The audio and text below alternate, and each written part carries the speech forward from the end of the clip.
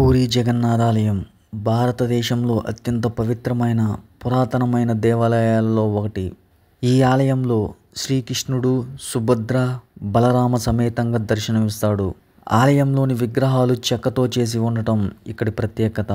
ఈ పూరీ జగన్నాథుడి ఆలయంలో ఎన్నో అంతుచిక్కని రహస్యాలు దాగి ఉన్నాయి. అవేంటో తెలుసుకుందాం రండి. పూరీ జగన్నాథ్ ఆలయం మీద ఉన్న జెండా గాలికి వ్యతిరేక దిశలో ఎగురుతూ ఉంటుంది. ఆలయం గోపురం మీద ఉన్న జెండాని ఒక పూజారి ప్రతిరోజు మారుస్తాడు. ఈ ఆచారం ఆలయం నిర్మించినప్పటి నుండి పాటిస్తున్నారు. ఒకరోజు జెండాను మార్చడం ఆపేస్తే ఆలయం 18 సంవత్సరాలు మూసేస్తారు. రోజు మొత్తంలో ఆలయం ఎటువైపు చూసినా నీడ మాత్రం ఉండదు. ఇది వాస్తు అద్భుతమో లేక మానవాళికి జగన్నాథుని సందేశమో తెలియదు. ఆలయం మీద ఉన్న సుదర్శన చక్రం బరువు టన్ను ఉంటుంది. ఎలాంటి యంత్రాలు లేని సమయంలో టన్ను బరువున్న సుదర్శన చక్రం ఎలా పైకి వచ్చింది అనేది ఇప్పటికీ అంతుచిక్కని రహస్యమే.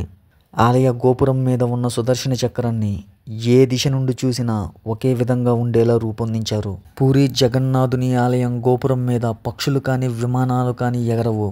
ఈ ఆలయాన్ని రోజుకి 2000 నుండి 2 లక్షల వరకు భక్తులు సందర్శిస్తుంటారు. అద్భుతం ఏంటంటే ప్రతిరోజు తయారు చేసిన ప్రసాదం వృధా కాదు. పూరీ జగన్నాథ్ ఆలయం లోపలికి అడుగుపెట్టిన వెంటనే సముద్రం అలలు వినిపించవు. తిరిగి బయటికి వచ్చిన వెంటనే అలల శబ్దం వినిపిస్తుంది. ఈ ఆలయానికి ఉన్న మరో ప్రత్యేకత ఇది. ఈ భూమి మీద ఎక్కడైనా పగటిపూట సముద్రం నుండి గాలి భూమికి వస్తుంది. సాయంత్రం భూమి నుండి గాలి సముద్రానికి వీస్తుంది. కానీ పూరీలో పూర్తిగా వ్యతిరేక దిశలో గాలి వీస్తుంది.